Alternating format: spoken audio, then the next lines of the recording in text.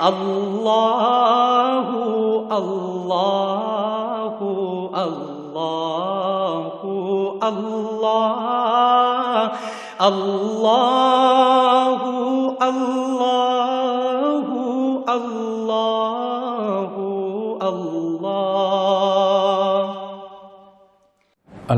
اللہ۔ الحمدللہ رب العالمین والصلاة والسلام علی حبیبہ محمد وآلہ وصحبہ اجمعین، اما بعد فاعوذ باللہ من الشیطان الرجیم، بسم اللہ الرحمن الرحیم۔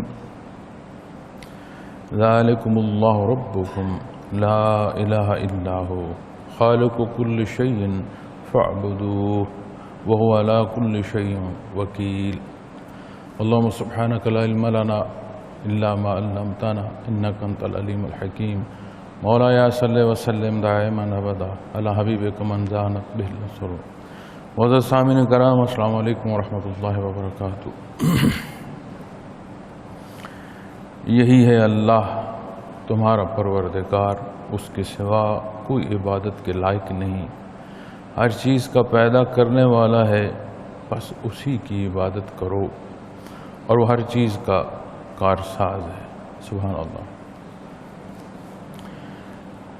پچھلی آیات کریمہ میں اللہ کریم کی قدرت بیان فرمائی گئی ہے۔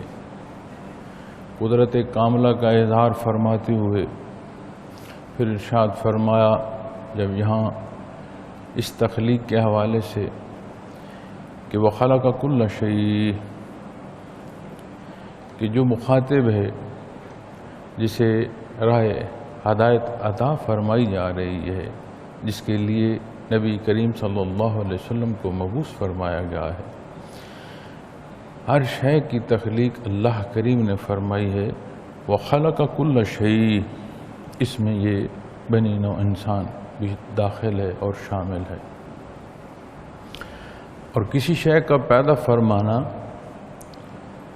عمومی معنوں میں جب دیکھا جاتا ہے کہ کہیں کسی چیز کا رکھنا یا اس کا تعمیر کرنا ایک حصہ ہے، پھر دوسرا حصہ ہے کہ اس کی وہ دیکھ بھال جو اس تعمیر کو قائم رکھے۔ اینٹ، سیمنٹ، بجری، لوہا، کتنی آمیزش ہے ایک مکان کے تعمیر کرنے میں۔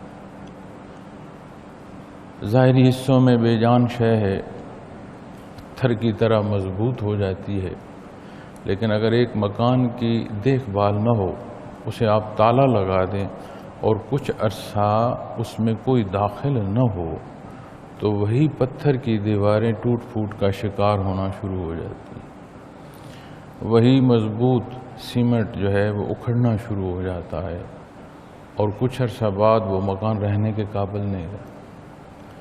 تو جب ایک عمومی تخلیق جو انسان کے ہاتھوں، جسے اللہ کریم کی جو شے ہے اسے ایک ترتیب یا ایک مرکب کے تحت انسان ترتیب دے رہا ہے، اس کی دیکھ بھال کے لیے یہ بات سمجھ آئے کہ اسے کھولنا بھی ہے، اسے ضرورت کی ہوا بھی میسر آئے، وہ اپنے استعمال کے مطابق چیزیں استعمال بھی ہوں تو وہ بہتر رہے گی، درست رہے گی۔ تو یہاں جب بات آتی ہے ہر شے کی تخلیق کی، تو آپ غور فرمائیں کیا نظام قدرت روک کیا ہے، جس نے پیدا فرمایا ہے اس پیدائش کے ساتھ جو اس کے تخلیقی مراحل ہیں وہ رواں دواں ہیں۔ اگر سبزے کے پھوٹنے کو دیکھیں تو وہ ایک بیج سے سبزہ کا پھوٹنا اور سرسبز و شاداب لہلہاتا سبزہ جو آنکھوں کو بھی بھا رہا ہوتا ہے، اس تک ایک مسلسل عمل ہے، پھر وہی عمل اسے واپس خاک کرتا ہے اور دوبارہ یہی تخلیقی مراحل سے گزرتے ہوئے اپنے موسم کے مطابق جو اللہ نے پسند فرمایا وہ پھر سرسبز و شاداب ہو جاتا ہے۔ انسانی تخلیق کو آپ دیکھیں تو پیدائش اور پیدائش کے مراحل قرآن کریم بیان فرماتا ہے۔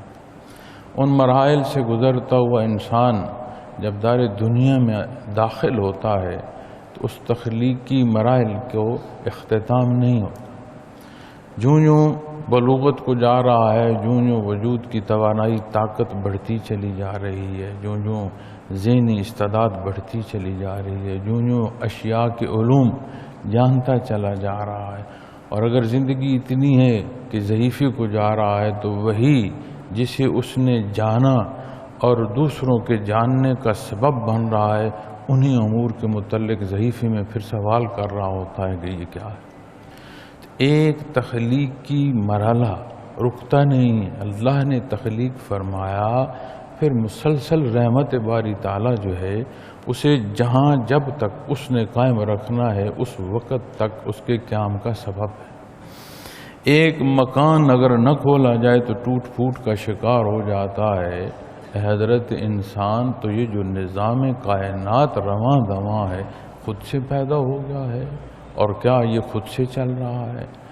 تو یہ نظام ہستی بہت بڑی شہادت ہے، اللہ جل شانہ کی ذات وحدہ لا شریک اور اس کی قدرت کاملہ کا اظہار ہے۔ وَهُوَ بِكُلِّ شَيْءٍ عَلِيمٌ، ہر شے کو جانتا ہے۔ اس نے پیدا فرمایا، ایک ایک ضرورت کو جانتا ہے، ایک ایک ضرورت کی تکمیل اور تکمیلی مراحل کو جانتا ہے۔ وہ جو ہمیں نظر نہیں آتا لیکن اس کی نظر سے دور نہیں ہے، اس کی دسترس سے دور نہیں ہے، ہر شے کی ضروریات کو پورا فرماتا ہے۔ اسی مسلسل با اظہار میں ارشاد باری تعالیٰ میں جو اگلا حصہ ہے وہ یہ ہے کہ ذالکم اللہ ربکم، یہی ہے اللہ ربکم، تمہارا پروردگار۔ یہ یکتائی اور ہے نہیں کہیں، واحد ذات ہے اللہ کریم کی، جو خالق ہے، جس نے زمین و آسمان کو پیدا فرمایا، مخلوقات اس میں پیدا فرمائی، آسمان کو ستاروں سے مزین فرمایا، ایک نظام ہستی سیاروں کا چلا دیا، دنیا اس زمین کو ایسا بسایا کہ تہ با تہ مخلوق ہے۔ اسی ظاہری حصوں میں اگر دیکھیں تو ایک حصہ مخلوق کا ہے جو مری ہے، جسے ہم اس ظاہری آنکھ سے دیکھ سکتے ہیں۔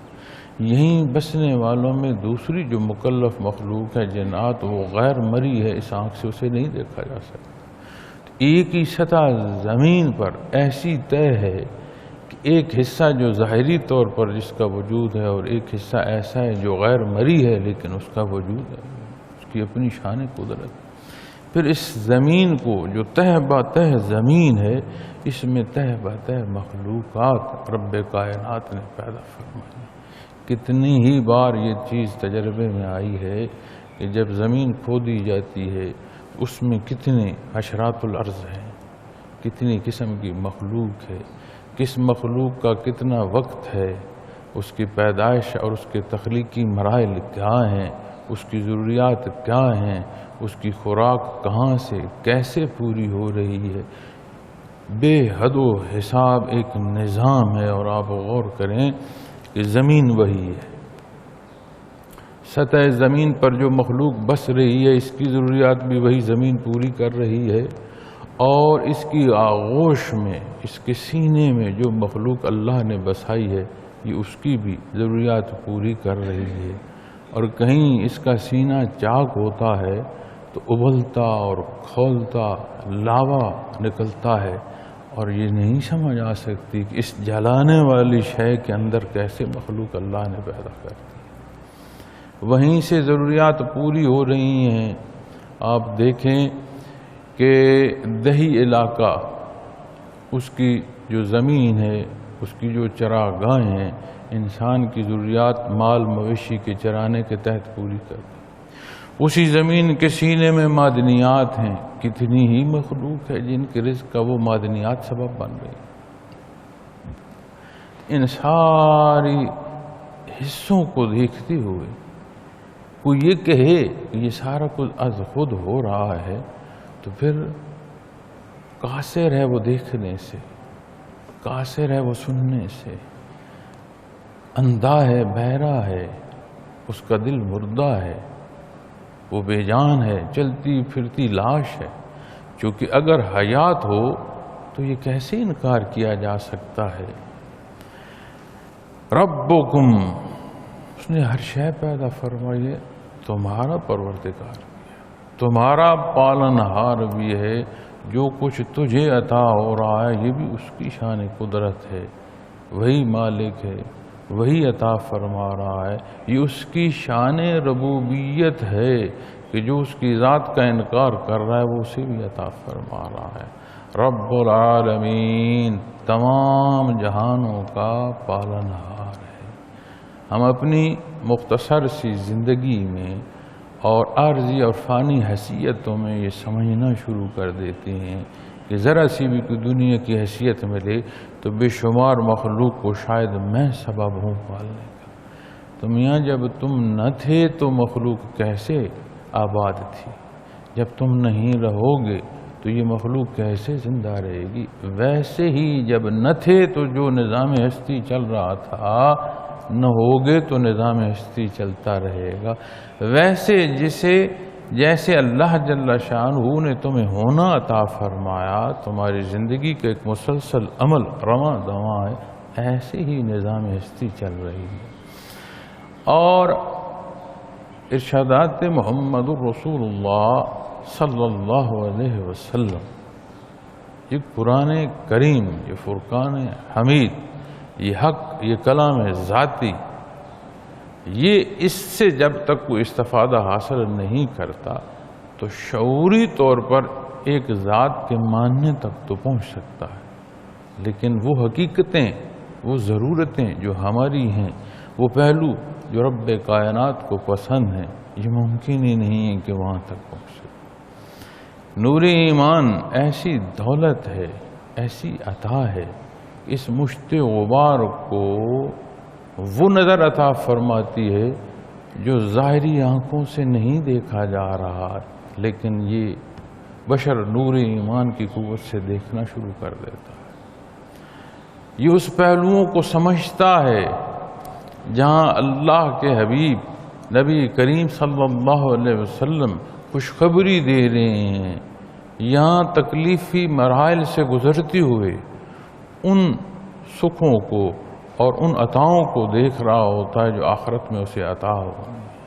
ارشادات محمد الرسول اللہ صلی اللہ علیہ وسلم سے ان پہلوؤں کو یہ سمجھ رہا ہوتا ہے کہ جہاں جہاں یہ تجاوز ہے اس کا حساب ہے، اللہ کے حضور پیش ہونا ہے، اور وہاں کی سزا کس معاملے میں کیا اور کیسی ہے، ایک ایک بات ارشاد فرمائی گئی ہے۔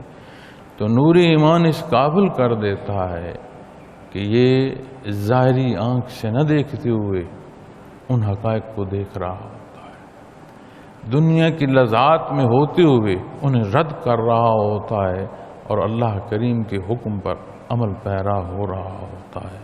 اور ضروریات کی جب بات آتی ہے کہ یہی اللہ ہے، اس کی یکتائی ہے، ذالکم اللہ، ایسا کون ہے، ایسی کس کی شان ہے؟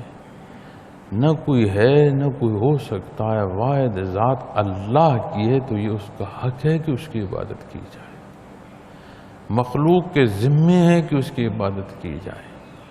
یہ تو اس کی اپنی شان کریمی ہے کہ اس نے یہ حال دیا کہ تو وہ شعور دیا کہ یہ حق اور نہ حق کی پہچان کر لے، وگرنہ جو مخلوق غیر مکلف ہے، ان کی زندگی اور موت کے ساتھ جب بحث آتی ہے تو اس میں علماء کرام، مشائخ اعظام جب بحث کرتے ہیں قرآن و حدیث کی روشنی میں، وہ کہتے ہیں جب کسی مخلوق کی فنا آتی ہے، اس کا وقت ختم ہوتا ہے، اللہ کی یاد اس سے چھوٹتی ہے تو اس کا وجود فنا ہو جاتا ہے، اسے موت آ جاتی ہے، اس کی زندگی کا ربط ٹوٹ جاتا ہے۔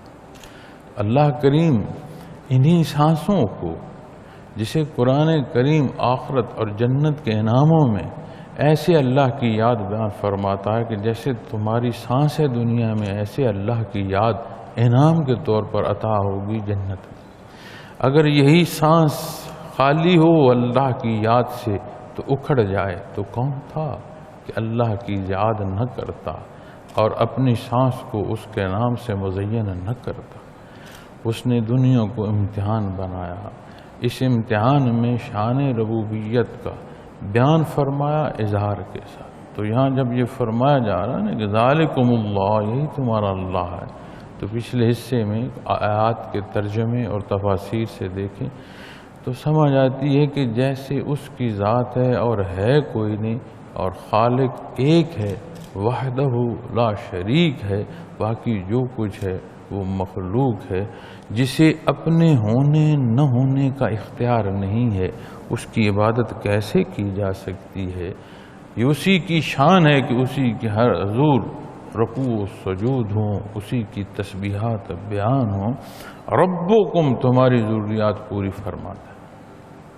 اب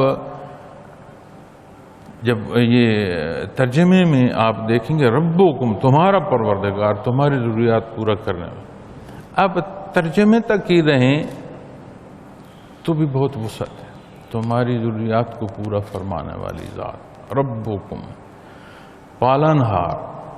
اور جب آپ ضروریات کی تکمیل کو دیکھتے ہیں تو بڑی باریکیوں تک بات چلی جاتی ہے، اور جب اس کے اظہار کو اور اس کے ماننے کو، اس کیفیت اور حال کو باریکی سے دیکھیں گے تو جو ضروریات ہم مخلوق سے منسوب کرتے ہیں پھر وہ کیفیت کس معنوں میں جائے گی؟ کیا اس ماننے کے معنوں میں جائے گی یا یہاں سے تجاوز کر جائے گی؟ اور کتنا ہی ہم دیکھتے ہیں کہ ہم نماز روزہ بھی کر رہے ہیں، تلاوت بھی کر رہے ہیں، تسبیحات بھی کر رہے ہیں، لیکن مخلوق کے پیچھے ایسے بھاگ رہے ہیں کہ اسباب سے بڑھ کر مخلوق سے ہم اپنی توقع لگا رہے ہیں۔ اب جب توقع غیر اللہ سے ہوگی تو اسے کیا کہا جائے گا؟ اسے جب تولا جائے گا، جب یہ کیفیت یا یہ پہلو ترازو پر آئے گا تو معزز سامعین کرام یہ بات کہاں جا کر ہوگی؟ یہ ماننا ربکم کہ تمہارا پالنہار ہے، تمہارا پروردگار ہے، تمہارا رب، یہ ماننا اور اپنی ضروریات کو مخلوق سے منسوب کرنا کن معنوں میں چلا جائے؟ لا الہ الا ہو، اس کے سوا کوئی عبادت کے لائق نہیں، صرف اس کی شان ہے کہ اس کی عبادت کی جائے۔ یکتائی ہے، لا الہ، کوئی الہ نہیں، کوئی ایسا نہیں ہے کہ جس کی عبادت کی جائے، جسے کل مانا جائے، الا ہو، سوائے اس کے۔ توحید بنیاد ہے ایمان کی، اور جتنی مضبوط یہ بنیاد ہوگی اتنا توکل نصیب ہوگا، اور عبادات کا اختیار کرنا جتنا خالص اور جتنا صاف اور جتنا اس کی رضا کے لیے ہوگا، ہر شے، ہر عبادت اس کی شرف قبولیت مزید عبادت کی، مزید پاکی کی، مزید اخلاص کی، مزید قرب کی راہوں کو کھولتا چلا جائے گا۔ لا الہ الا ہو، جو بات میں عرض کر رہا تھا کہ ہم مخلوق سے اپنی ضروریات کو منسوب کرتے ہیں تو معزز سامعین کرام کتنا واضح بیان فرمایا گیا، کوئی ہے نہیں، پہلے ہر شے کی نفی فرمائی گئی، لا الہ، کوئی الہ نہیں، کہیں سوچا بھی نہیں جا سکتا، توقع رکھنا تو دور کی بات ہے، الا ہو، سوائے اس کے۔ خالق کل شیء فاعبدوہ، ہر چیز کا پیدا کرنے والا ہے، فاعبدوہ، بس اسی کی عبادت کرو۔ اب جب عبادت کی بات آتی ہے تو اس میں حضرت جی رحمۃ اللہ تعالی علیہ بڑی خوبصورت اور بڑی سہل جو ہے وہ بحث فرماتے ہیں کہ عبادت وہ کیفیت اور وہ حال جس کا اختیار کرنا فائدے کا سبب اور نہ اختیار کرنا نقصان کا سبب، اور خالص تعمیل حکم ہے اللہ جل شانہ، چونکہ وہی ذات ہے جو نفع و نقصان کا مالک ہے اسی کے حکم سے نفع و نقصان ہے۔ اب نماز، روزہ، حج، زکوٰۃ ساری عبادات کو آپ لیتے آئیں، فرائض سے لے کر آپ نوافل تک چلتے آئیں، تو عبادات کا اختیار کرنا اور اس کے بعد پھر بات آتی ہے معمولات کی۔ نماز ادا کی، فرائض سب سے پہلے، فرائض میں سب سے بڑی بات نماز، لیکن نماز کی ادائیگی جیسے آپ غور فرمائیں کہ دو نمازوں کے درمیان جو وقت ہے، جیسے آج جمعۃ المبارک کی ادائیگی کا وقت ہوا چاہتا ہے، ہم یہ مبارک ادائیگی ہمیں اللہ نصیب فرمائے، پھر عصر کا وقت آئے۔ زندگی ان دو امور کے درمیان رکی نہیں ہے، ایک مسلسل عمل ہے جو چل رہا ہے۔ اب اس ادائیگی اور اللہ وہ وقت عطا فرمائے، توفیق عطا فرمائے کہ خالص عصر کی نماز جو ہے وہ ادا کرنا نصیب ہو، اس درمیان بہت سارے معاملات ہیں۔ اللہ جل شانہ کو اس حصے تک اللہ ماننا، الہ ماننا، جب بات آتی ہے نا ربکم تو پھر بڑی باریکیاں آ جاتی ہیں۔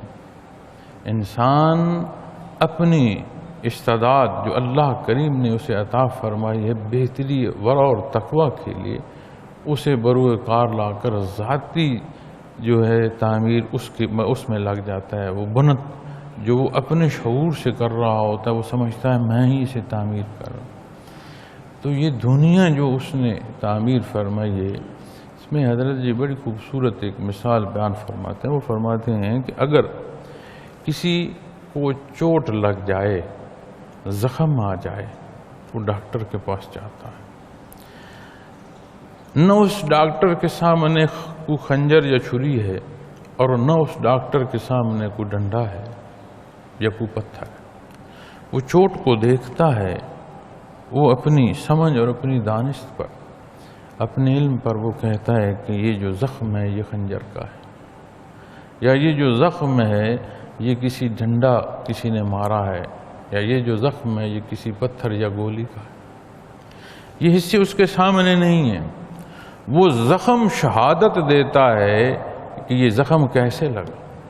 تو وہ فرماتے ہیں ایک ڈاکٹر، ایک طبیب، ہم جیسا انسان زخم کی شہادت سے اس کے سبب کو پہچانتا ہے، تو مالک کل کائنات کی اتنی مخلوق کو پہچان دیکھ کر اگر انسان یہ نہ سمجھے کہ وہ وحدہ لا شریک ہے، تو پھر اس کا شعور کیا ہے؟ اس نے کیا سمجھا؟ تو وہ خالق کل شیء، ہر شے کا پیدا کرنے والا ہے، فاعبدوہ، بس اسی کی عبادت کرو۔ پھر عبادت کے پہلوؤں میں جو چیز میں عرض کر رہا تھا وہ یہ ایک حصہ آ گیا جیسے نماز، روزہ، حج، ایک حصہ آ گیا عمومی زندگی کا جہاں معاملات۔ انسان اگر سمجھے، اللہ اسے سمجھ عطا فرمائے، تو اتنا بڑا احسان ہے کہ اس کے سونے سے لے کر جاگنے تک کا جو نظام ہے رب کائنات نے طے فرمایا ہے۔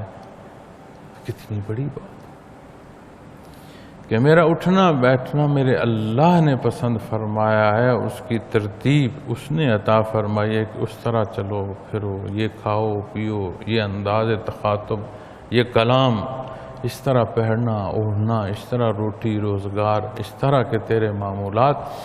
پھر آخرت کے حصے برزخ سے قیامت اور قیامت کے بعد پھر وہ حصے جو انعامات کے ایک ایک حصہ بیان فرمایا۔ تو یہ کتنی عظمت ہے کہ اپنا تو ہے کچھ نہیں، نہ تھے اس نے ہونا عطا فرمایا۔ زندگی کے تسلسل کے لیے، ضروریات زندگی اور تکمیلی مراحل کے لیے ایک ایک شے اس کی مرہون منت۔ پھر اس نے جو عبادت عطا فرمائی کہ اس کی عبادت کی جائے، یہ مزید اس کے قرب کا سبب ہے، چہ جائے کہ یہ سمجھنا شروع کر دیا جائے کہ میں نے بڑی مزدوری کر لی ہے، یہ میری کمائی ہے یا میرا احسان ہے، یا میں اس رشتے میں شاید بہت وزن پر پہنچ چکا ہوں۔ کیونکہ یہ سوالات ہمارے سامنے آتے ہیں، لوگ بات کرتے ہیں اتنی عبادات کی ہیں، باقاعدگی ہے نماز کی، نوافل کی، تسبیحات کی، بیماری کیوں ہے؟ روٹی روزگار کے معاملات میں کمی بیشی کیوں ہے؟ میری پسند کے مطابق یہ جہان کیوں نہیں چل رہا؟ حضرت جی رحمۃ اللہ تعالیٰ علیہ ایک دفعہ ارشاد فرما رہے تھے، بیان میں اس کو فرما رہے تھے کہ ہم اللہ کی دنیا میں، اللہ کے نظام میں اپنی دنیا قائم کر رہے ہیں جو تخیلاتی ہے، جس کا حقیقت سے کوئی تعلق نہیں۔ ہر کوئی سوچتا ہے کہ میری یہ حیثیت ہو، میرے جیسا کوئی نہ ہو، ایسی اولاد ہو، اس کی یہ قابلیت ہو، معاشرے میں یہ مقام ہو، میں جو چاہوں وہ پورا ہو، تو ایک انبار لگایا جاتا ہے سوچ کے، اور ایک دنیا کی تعمیر کر رہا ہوتا ہے جو تخیلاتی ہو۔ وہ فرماتے ہیں تخیلاتی کا حقیقت سے تو تعلق کوئی نہیں، ہم تو دنیا میں اپنا حصہ جہاں اس نے مقرر فرمایا زندگی کا وہ پورا کر رہے ہیں، مالک تو ہم نہیں ہیں۔ تو ہوگا تو وہ میاں جو مالک چاہے گا۔ وہ فرماتے ہیں پھر یہ اعتراضات آتے ہیں، ایسا کیوں نہیں ہے، ویسا کیوں نہیں۔ جب اللہ کی رضا میں راضی ہوں، وہ خالق ہیں، مخلوق ہیں، تو یہ اعتراضات، یہ سوالات ختم ہو جائیں گے، جیسے اس کی رضا، جیسے اللہ راضی۔ پھر عبادات سمجھ آئے گی کہ عبادات میری ضرورت ہے، مجھے اس قابل کرتی ہیں کہ اس کا قرب نصر، مجھے اس قابل کرتی ہیں کہ میں اس کی پسند و ناپسند کو سمجھ سکوں، مجھے اس قابل کرتی ہیں کہ میں اپنی زندگی اس دنیا میں جو گزار رہا ہوں وہ سہل آسان ہو، اس میں توازن ہو۔ اور جب یہ بات نہ رہے، یہ تعلق نہ رہے، تو انسان جو عمل اختیار کرتا ہے اس سے وہاں تو بات ہے کہ اس نے اللہ کی ذات سے دوری پر وہ چلا گیا، اپنی زندگی اس کی اجیرن ہوتی چلی جاتی۔ تو جائے وہ شے جو ہمیں پھر عطا کا سبب بن رہی، ہم یہ سمجھیں کہ شاید ہمارا کمال ہے کہ ہم عبادت کر رہے ہیں، یہ کتنی بڑی غلط فہمی۔ وَهُوَ عَلَىٰ كُلِّ شَيْءٍ وَكِيلٌ، اور وہ ہر چیز کا کارساز ہے۔ تخلیق اس نے فرمائی، ضروریات وہ پوری فرمائی، اس جیسا کوئی ہے نہیں، وہ واحد اکیلی ذات ہے جس کی عبادت کی جائے۔ وَهُوَ عَلَىٰ كُلِّ شَيْءٍ وَكِيلٌ، اور ہر چیز کا کارساز ہے۔ تو پھر مخلوق سے ضروریات منسوب کاہے کو کی جائے؟ اس سارے کا انحصار تعلق پر ہے، ایمان کی مضبوطی۔ آپ اس دنیا کے معاملات کو دیکھیں،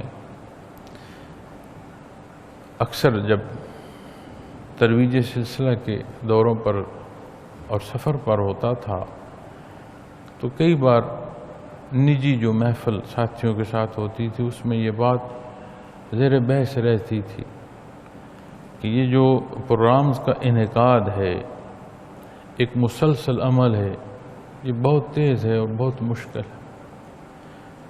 یہ بات کہنا، سننا اور اس میں سے گزرنا بڑا فرق ہے۔ تو یہ بات رہتی تھی کہ تھوڑا کم کیے جائیں پروگرام، ساتھی بھی کئی دفعہ مشورے دیتے تھے۔ تو ایک بات میں انہیں عرض کرتا تھا، وقت ہے، سفر کا موقع ہے، مخلوق سے دنیا میں جگہ جگہ بات کرنے کا موقع ہے، ہم اس سے استفادہ حاصل کریں، مخلوق تک یہ کیفیات پہنچانے کا اپنے حصے کا سبب کریں، آگے اللہ جانے اس کی مخلوق۔ جتنی تیزی سے دنیا کی حرکت ہے اور جتنی تیزی سے دنیا میں تلخیاں بڑھ رہی ہیں، یہ نہیں لگتا کہ یہ سفر اور یہ آنا جانا اسی طرح آسان رہے، لیکن یقین مانے مجھے یہ نہیں سمجھتی کہ یہ آنا جانا جو ہے یہ دنیا کی تلخیاں جو آپس میں اس کی شدت سے نہیں، ان خرابیوں کی سبب جو وبا پھیلی ہے اس سے رک جائے گا۔ تو پھر ایک دنیا کی زندگی جو مسلسل عمل ہے، جس میں بہتے ہوئے ہم یہ سمجھتے ہیں کہ سدا اس نے بہنا ہے اور ہم نے اسی طرح اس پر تیرتے رہنا ہے، ایسا نہیں۔ آج سفر رکے ہیں، باہم میل جول رکا ہے، کتنی دہائیوں سے یہ اجتماع جو سالانہ ہے یہاں اس کا انعقاد ہو رہا ہے، اور آج ہم جو ہیں اس وبائی مرض سے اس کا انعقاد اس طرح نہیں کر پا رہے کہ ساتھی آئیں اور ان کی تربیت کی جائے۔ اسی بھی سوشل میڈیا کے تحت جو ہے اس کا انعقاد کیا جا رہا ہے، چونکہ یہ وقت کی ضرورت ہے، اسی کے مطابق کی جائے۔ تو وہ وقت کیسا تھا جب آپ تشریف لا سکتے تھے، آپ اپنی تربیت میں وقت صرف کر سکتے تھے، اساتذہ اور ذمہ داران، صاحب مجازین، عمراء آپ کی تربیت کر رہے تھے، آپ مرکزی ذکر میں شامل تھے۔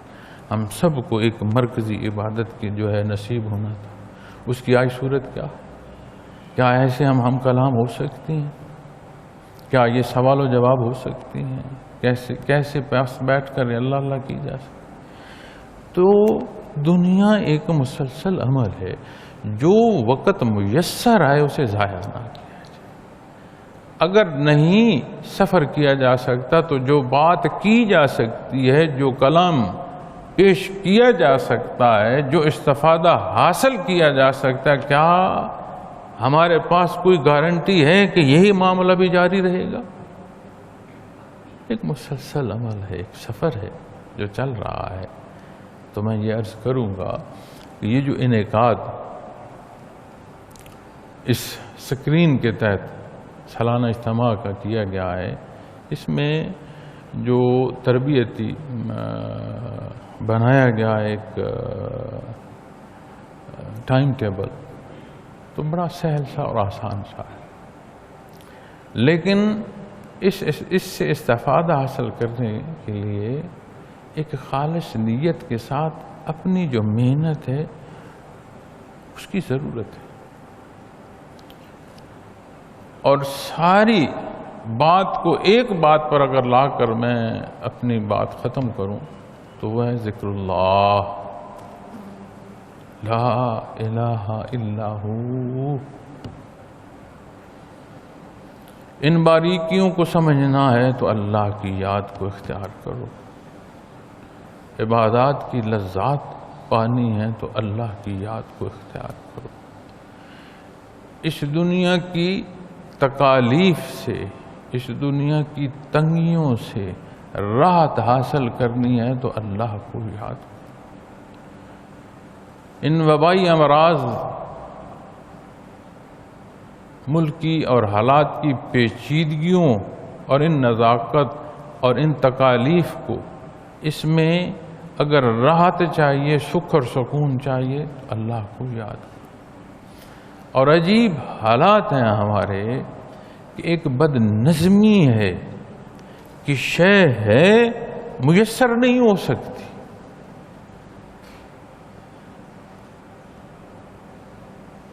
ہر شے ہے اس وطن عزیز میں،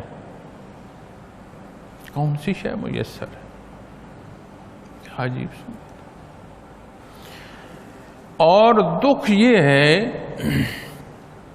ساری تکالیف میں، ساری خرابیوں میں بام جھگڑا ہے، ایک دوسرے پر تو تکرار ہے، اعتراضات ہیں، کہیں نہیں سنا جاتا کہ ہم اپنے گناہوں کی توبہ کر لیں۔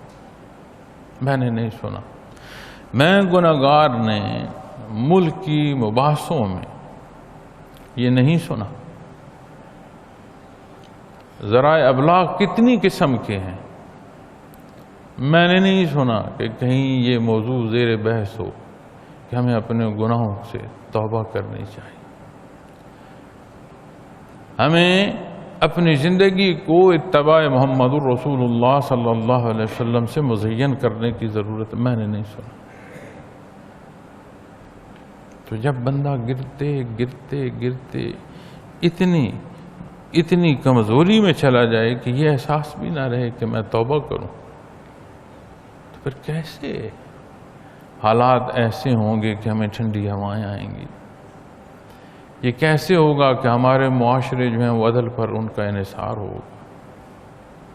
تو تو تمام معاملات میں حل ہے اللہ کی یاد. اس میں ذات سے اپنے سینوں کو مزین فرمائیں. سب سے سخت لمحہ جو ہے وہ موت کا ہے، جو مسکراہٹ چھین لیتی ہے.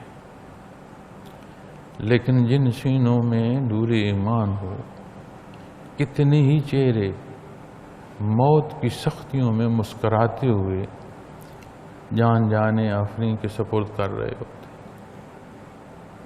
اللہ کریم میرا اور آپ کا حامی و ناصر ہو، ہماری غلطیاں اور گناہ معاف فرمائے، ہماری امت پر رحم فرمائے، اس ملک پر رحم فرمائے، انسانیت کو حق سمجھنے اور اختیار کرنے کی توفیق عطا فرمائے.